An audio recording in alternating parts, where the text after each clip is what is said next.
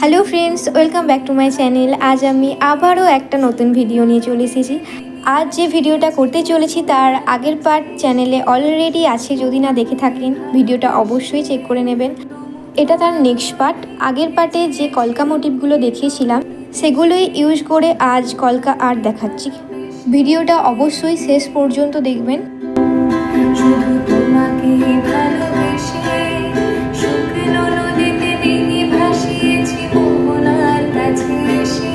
শুধু তোমাকে ভালোবেসে দুমুঠো আলোর ভিক্ষে চেয়েছি দরিদ্র এই দেশে। শুধু তোমাকে ভালোবেসে